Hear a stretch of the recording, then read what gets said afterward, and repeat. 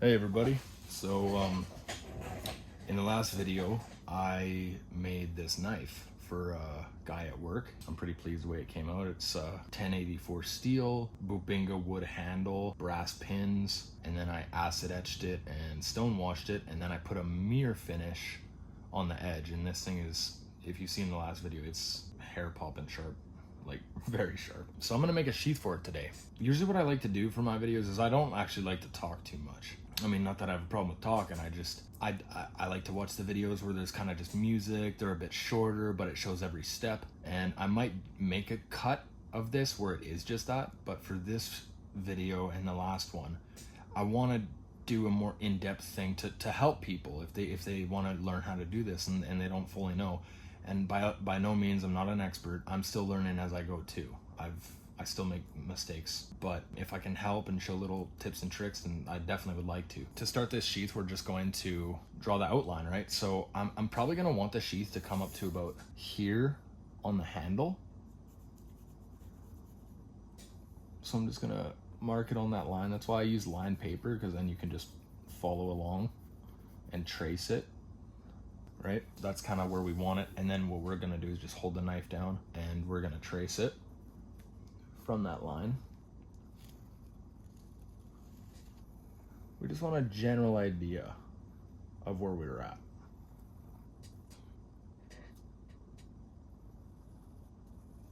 All right, so once we got that, what I'm going to do is I'm going to keep it in place, but I'm just gonna roll it over, okay?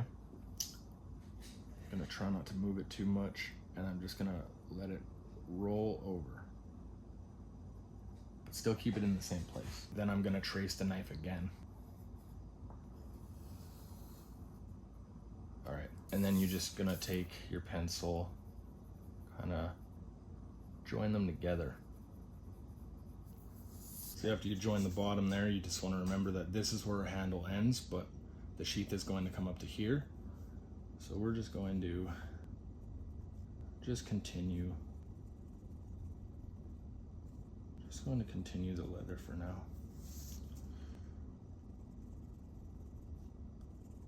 Again, this part doesn't need to be perfect, because you got to remember we're going to be actually adding to this now. Now that we have the knife outlined, what I like to do, because we're folding over, we're going to be folding the leather over. There's this little gap here, but it's not much of a gap. We want to make up for that. So what I like to do is I extend it about 1/2 inch if I can. And again, we're just gonna go rough and see how we do.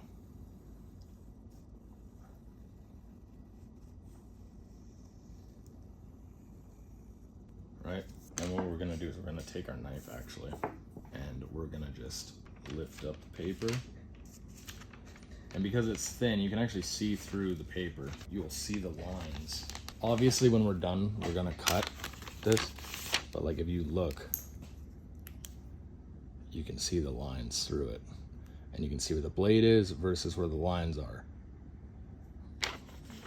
So that looks pretty good to me, because we want room for stitching as well, and for the welts. So before I cut out this shape, we want to add a belt loop, right? This part can get tricky, because if you do it the opposite way, you're gonna screw up and you're going to reverse it basically. Most guys who make sheaths know what I mean. So you think that this is just what it looks like. Okay, sounds good. I'll trace it out, and then I'll put it on the smooth side of my leather, and then they'll cut it out, and then they realize they got a backwards sheath. So you kind of got to invert it, if that makes sense. But first we're gonna add our belt loop. So because this is going to be a right side carry, we're actually going to do it opposite. If we put it face down like this on the smooth side of the leather, then that means this is going to be the back side, the side that's against your jeans or whatever when it's on your belt. So that means that this part is going to, pardon my chicken scratch, this part is actually going to fold over, and then this is the part that needs to have the belt loop. This is basically our center line right here. So we kind of want to be kind of like a bit like here. And I like to do a slight, like a nice curve radius, not just a straight cut, like a straight L. if that makes sense. Because I feel like just like when you make a knife, like you don't want stress points. In fact, I'm gonna make this a little bit thicker. I'll bring that up. Probably like something like that. I know what you're thinking. Your piece of paper is not long enough. I know. This is all just, I'm just kind of messing around right now. But here's the deal. When you go to cut the leather, you can do whatever you want, right? I'm going to cut this out, and then I'm going to tape another piece of paper to it just for the belt loop so I can extend the drawing. I know some people would probably just trace the whole, like would just continue this drawing on the leather. And yes, you can just do that. But I just want to have a perfect clear representation for anyone who's new. Because if you only have a piece of paper like this, it's not long enough. Just so that's okay. Just grab another piece of paper and tape it. All right, so what we're gonna do, test it on this sheath again with the paper. Now that we got it cut out, because before you can kind of look through the paper with the light, kind of see where it's at.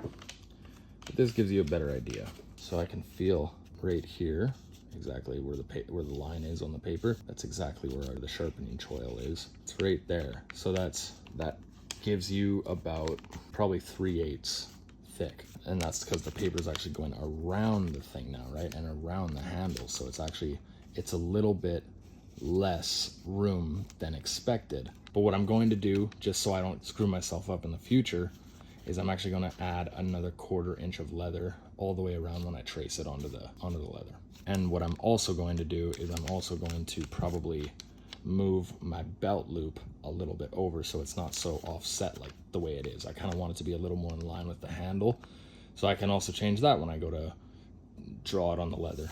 So what I did was I just took some tape and I taped another piece of paper to the back. And like I said, because I'm actually going to be moving where the belt loop is now, I'm going to just completely redraw it.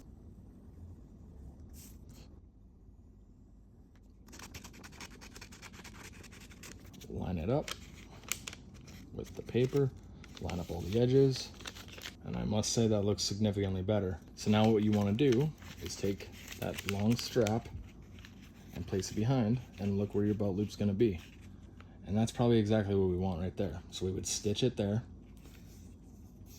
and that's exactly a perfect amount, and it'll be a little tighter like that. But so far I'm happy with that. So now we're going to trace this onto the leather. And again, remember, I'm going to add about a 1/4 inch all the way around just to be safe, and we'll cut this out. This is 8 to 9 ounce medium upper grade leather. It's nice stuff. It's a veg tan. Got it at Tandy Leather, and I'm going to be using this cutting mat. It's a self-healing cutting mat that I also got at Tandy. So if you go on their website, just search that. And that way you have a big surface and you don't have to worry about nicking stuff up. So I put it on this side because the belt loop, it comes out here. And if I was to put it on this side, the belt loop would have been out here, and then I would have wasted a big chunk of leather. I just want to try and waste as least as possible.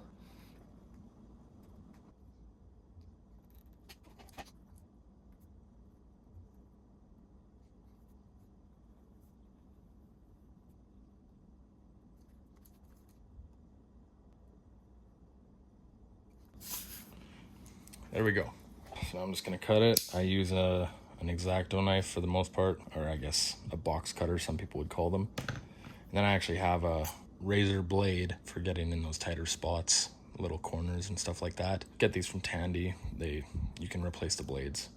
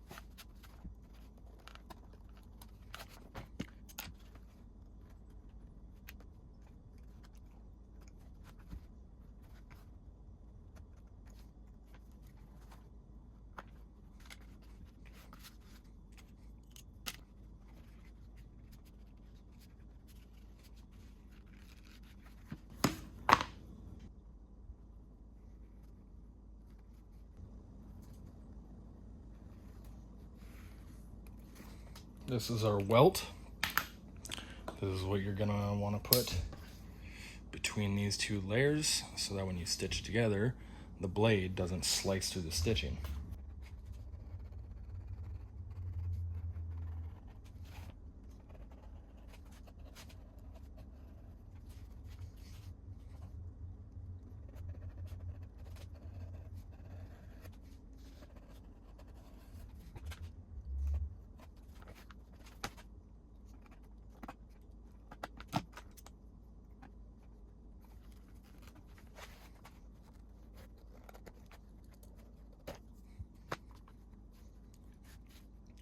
Perfect size, that's exactly what you want. I did over put a little bit, like the middle's probably here, right here. So it's probably about 1/2 inch over, but that's okay, because as we go to fold it, I'll just keep dialing it back as I need. You know, you can always take away, but you can never add what you lost, you know. We're gonna wrap the knife up, because we're gonna do a little bit of wet forming with the leather, but we're not gonna go crazy. But we just want to protect it from moisture on the blade, but we still want to be able to feel the shape of the knife. Take some tape.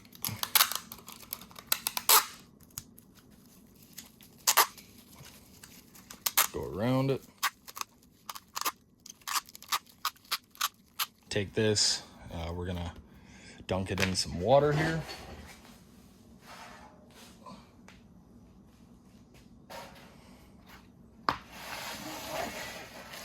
Got a baking pan. Yeah, we'll just drop it in there. Let that water really saturate in there. You'll hear it squealing because the air bubbles are coming out.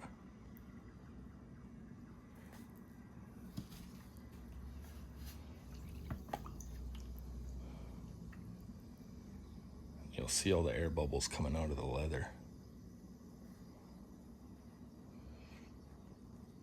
But yeah, anyways, all I was trying to say earlier is we're not doing like the most craziest wet form job on this. You know, we're not gonna get it so perfect that you see every little detail of the knife through the leather. You know, we're not gonna do that. We just want a general, like basically just so it has kind of a, well, we want a lock-in point so the blade locks in place in the sheath. Just pat it down a little bit, just get it so it's not dripping everywhere. Basically, we just want to make sure all our ends come together properly. And again, we are going to be cutting some material, so you'll see like right there, like it's not perfect, but that's okay, because we'll cut that off, and then yeah, we're just gonna kind of start forming it a bit using our fingers or whatever. Basically, you just want to find where the handle is. Go on the other side too. Again, this don't gotta be immaculate, but you just want a little something for the knife to be able to lock into place.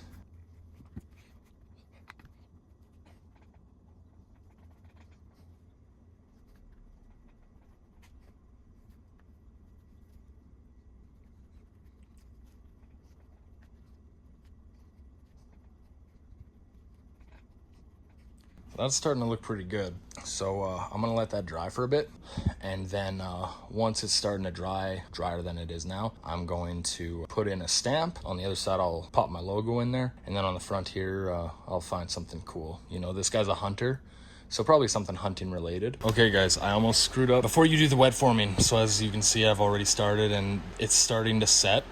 It's starting to dry. Had a little brain malfunction there and forgot about that part. So yeah, just before you wet form it or anything, just make sure you take care of your edges here. You want to use your beveler to make your nice rounded edges here, and once this hardens and it's dried completely, it's going to be a real pain in the ass to try and get in there and go around like that without marring it up. You can see I'm a little high there, so what I'm going to do, I'm going to cut that right there, even that up.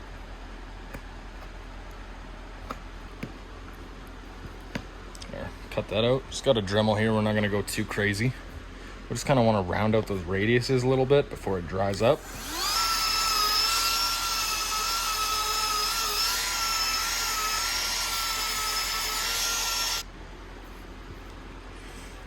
lot more even. That looks a lot better. See, it's perfectly flush. Now obviously that looks like garbage, but we're going to quickly trim that too. Just place your leather flat. It's still damp enough so that once it closes it back up, you can still wet form it a bit before it completely dries. Come through here and we're gonna clean up sharp edges. That's something you want to do. It is a little tougher to do when the leather's wet. It can sometimes cause gouging and all this other stuff.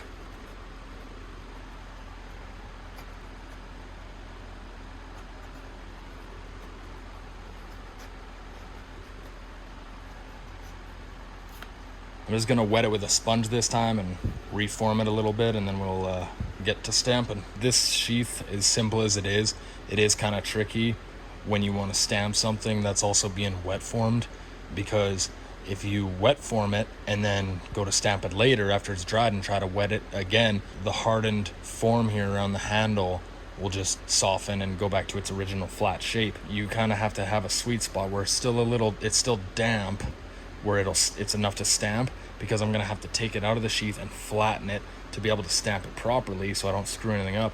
But then you got to really quickly close it back up and wet form it again and then let it dry. I found that's like the only way, because if you try and do it the other way, you'll screw it up. And if you do it too soon, by the way, as soon as you wet form it and then you start stamping, it's still the leather will still be so wet and saturated with water that your stamping will not have a good imprint, and in fact over time it'll swell out and then it'll look like a deformed version of your stamp. I got some cool stamps here. Like I said, he's a hunter. I'm thinking nice buck right on the center. That would look pretty sweet. I will be putting my logo on the back. If you guys want to know where to get these, go to leatherstampmaker.com, send them your logo and they will turn it into a stamp for you, which is sweet, and they do a really good job. So I got this piece of granite. Tandy sells them for like 75 bucks Canadian. Don't do that. If you go to any granite supply place or any place where they do countertops, usually there's a dumpster out back with a bunch of scrap stuff that you can just take, because it's literally going to get thrown out anyways. Do that. Don't spend 75 bucks. Yeah, this granite is amazing. It has two purposes in my shop. The first purpose is for stamping leather on. It's very dense and very hard, so it absorbs all the shock. So when you're stamping stuff, it doesn't dance around on you, and it puts a perfect imprint of the stamp on the leather. Second use is if you lay a piece of sandpaper flat on this and tape the edges, or just lay it flat and put some pressure on it, and you take your scales for your knife, you can go in a circular motion and it'll make them perfectly flat. So when you put them against the tang of the blade, it's not all wonky. It'll be completely flat with the blade. Here's my mallet. I absolutely love this thing. It's made by Barry King. He's out in New York, I believe. But these things are freaking sweet, and they're beautiful.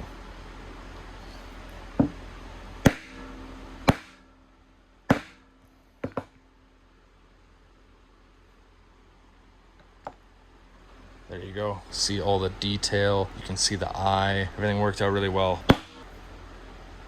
So what I'm going to do is I'm just going to fix up the belt loop here, and then I'm going to dye it, and then we're going to glue it up after I stitch the belt loop. So what I'm going to do first is I got this basically like a pointed tip on it, and I'm just going to cut this so it kind of has a nice cool aesthetic to it.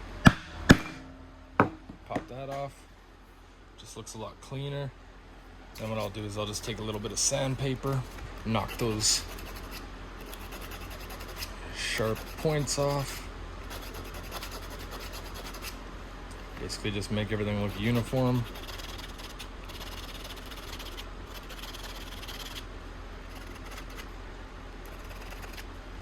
I'm just gonna quickly take my edge beveler and just go like that.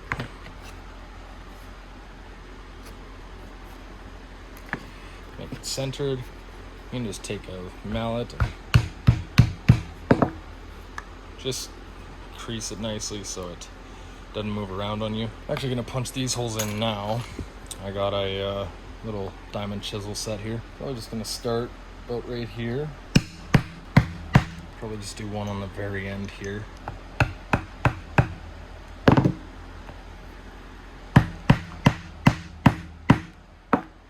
Now the reason I did it first is because now once I glue it, those ones will already be in there, so then I can just punch right through to the other side when I need to stitch it. Alright, so I'm gonna dye this. I got some EcoFlow leather dye. It's a dark brown. This stuff comes out really nice. So I'm just gonna throw some on a sponge here. Let that seep into it a bit. And then I'm gonna do the inside first. Now, a lot of guys don't do the inside, which I understand, but I like to do it because I've gotten sheaths before where, you know, you take the knife out and you look inside and you see that they just took a dauber and just did like the inside here, but if you look down you can see it. I don't know, I guess I just want someone to know if they ever get a knife or a sheath from me that, you know, I took the time to just make sure it all looks the same color, I guess. I don't know.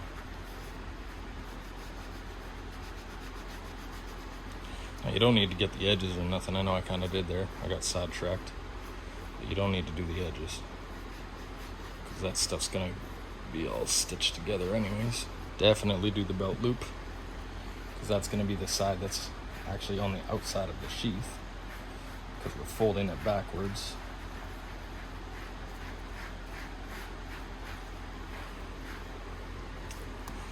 Now we're gonna do the good side.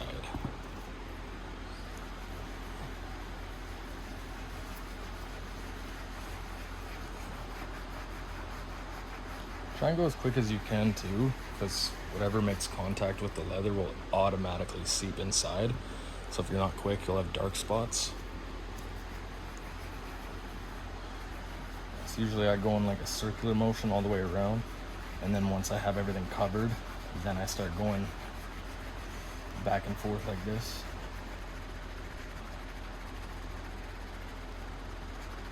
Oh yeah, that's starting to look really good.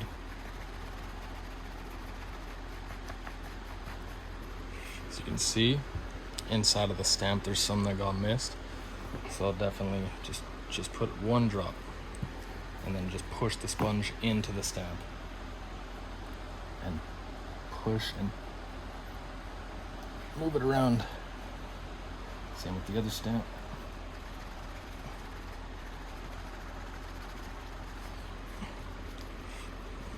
And I'll do the edge of the belt loop, because I am going to burnish that, or before I stitch it, I'll burnish it. Then I'll glue it and stitch it. You can do the top edge too if you want, because that's not going to change.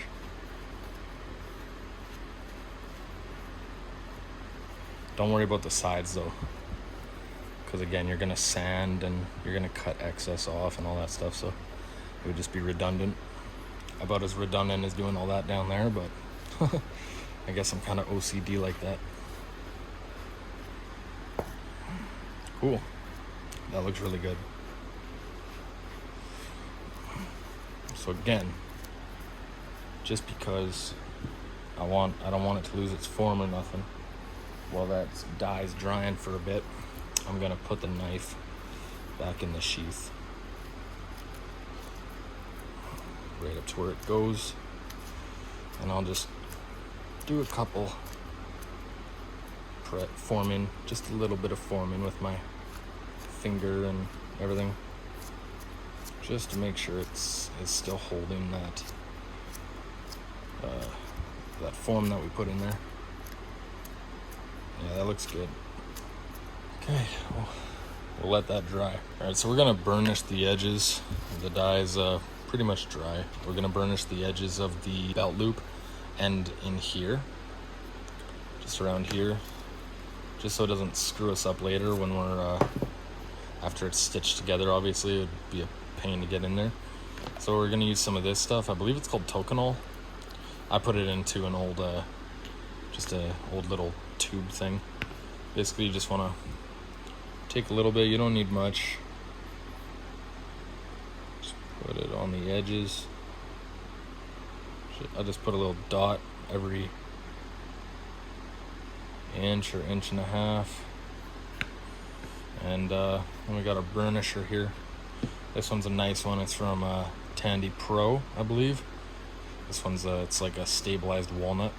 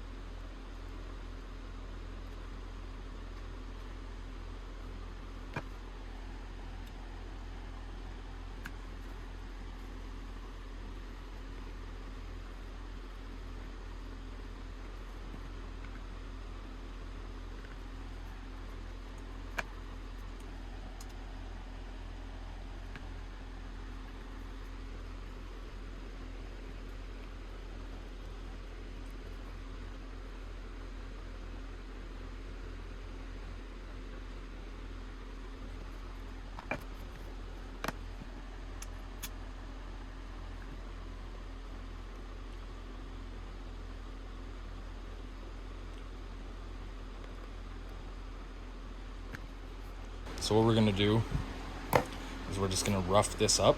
This is just literally called a rougher. It's just got little aggressive teeth on it. And we're just gonna rough up where we are going to be putting the glue. Give the glue something to really hold on to. So you can see, we're gonna mark with just a pencil because I'll erase it after. And then within the parameters, I'll rough it up there too, just a little bit. And then we can glue it.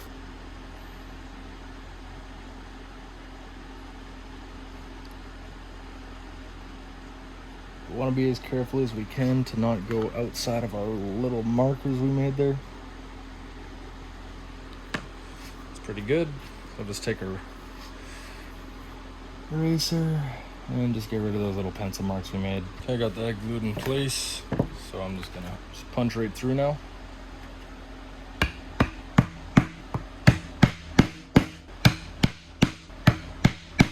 If you're ever a little unsure, you can always just take your awl, poke a hole through. Just make sure you're getting decent sized holes when you go to stitch, just so your needle sails right through and then you don't run into any issues. You only really have to do this when you're doing real thick leather like this, where the diamond chisels just almost barely make it through, so it's gonna leave a real small hole on the other side. Needle will still get through it, but sometimes you just can't even see where you're going. So it's good to just open them up a little bit with the awl so you can for sure see it. Now you can see them all. All. All right, so we're gonna stitch it up using some of this Ritza tiger thread. Everybody talks about this is like the best stuff you can get. And then I just got it in this stitching horse or stitching pony, whatever they're called. Get that at Tandy as well. It's pretty much everything I'm getting is at Tandy. That's what's local to me, so that's what I use. The way I learned to do it is to thread it into the eye of the needle. And you're just gonna leave a little tail, about an inch, inch and a half, probably an inch and a half. You have your tail hanging off the back there. Stab it through the thread, then do it again. And then you wanna hold the needle, pull them back till they pop off the end of the needle. And then once you do that, you hold the tail and then you start pulling.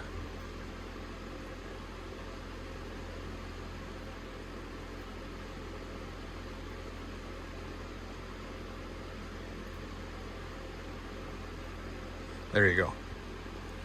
So now what you got there is it ties itself a little knot, but it keeps it in place and it won't keep pulling through. So now we're gonna do it for the other side. I'll do that off camera. All right, so to start our stitch, I always come to the back once. Go through this, like if I was gonna start at the top there, I actually start at the back, or the one right below it, and then you're just gonna stab this needle through. You're gonna bring it so it's almost all the way. Hopefully you can see this. If you can, I'm sorry. And once it's almost all the way through, bring the other one, loop it around it, pull that, This is going to be your first one, so you want to make sure each end is coming out evenly, because it's going to lock it in place. Give it a tug. Now we're going to go back through that second hole and just go all the way down normally. So the reason I did that is because it locks that first one in place, and it just, I don't know, I just find it makes it more durable.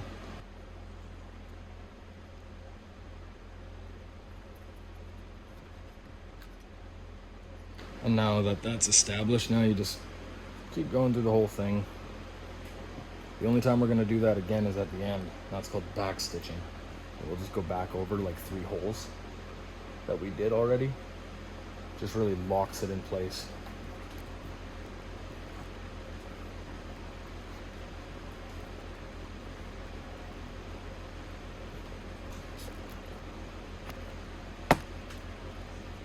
Get that finished up. See, these things are good because you can get really close to the work, and that's what you want. You don't want a big bunch of string hanging off the end, because if you do, when you go to burn it off, it leaves a big glob of stuff.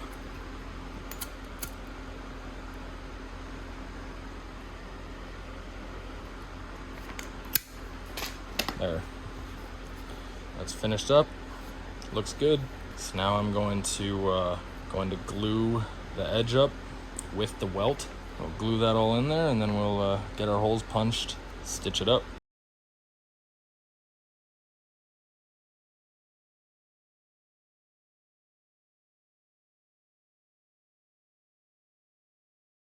Back to the die.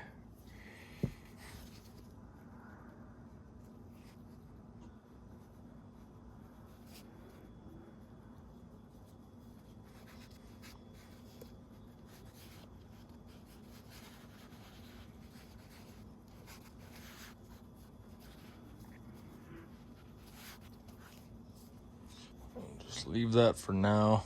Let that dry for a little bit, then I'll come back and burnish it. All right, it's been long enough. Gonna put some more Tokonol on this.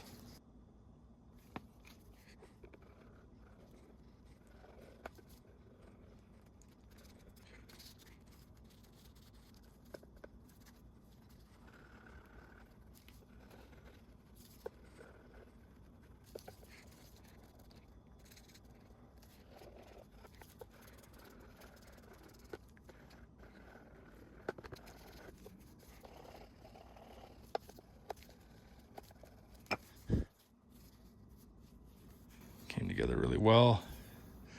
Has a nice satin finish, which is what I want.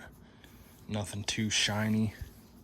All right, so I'm gonna apply this satin sheen finish on it. Again, this is it's kind of supposed to be a working man's hunting knife. So I do have super sheen, which is like a really high gloss.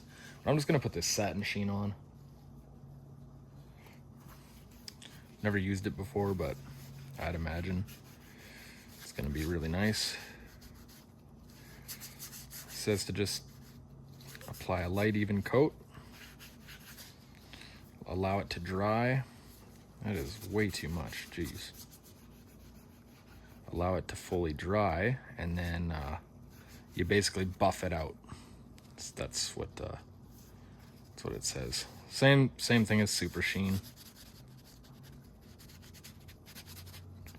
Basically, you just want to get it everywhere, all over this whole thing. I'm gonna just let that dry, and I'll buff it off after that. All right, this is nice and dry, so I'm just gonna take this old t-shirt here and just buff it out.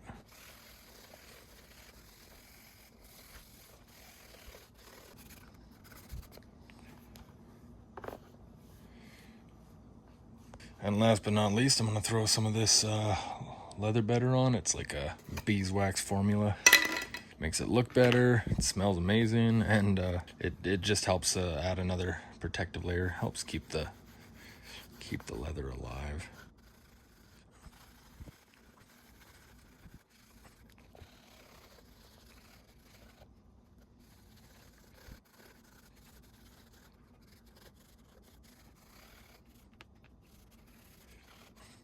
Now that I did that, I'm just going to buff off any of the wet, basically just buff it.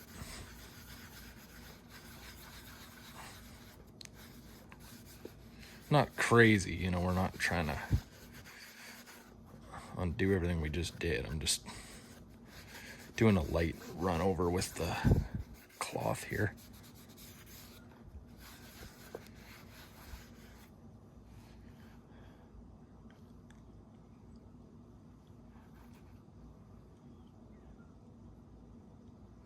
Well, everybody, there it is. I hope you learned something, and if not, if you just saw me make a bunch of screw-ups, I hope you enjoyed it at least. So I'm gonna try and put out a lot more videos these days. If you've made it this far, I really appreciate it. It means the most. If you stuck around this long, maybe just leave a comment, let me know what you thought. But yeah, here's the sheath. So nice dark brown, nice satin finish. The burnishing looks really good. There's my logo, the buck, and then here's the knife. 1084 Bubinga scales with brass pins, acid etched, stone washed, mirror finished edge, 3/16 stick. Perfect fit. Really happy with this. I think he's gonna like it. So again, thank you everybody for watching, and I appreciate it. Take care.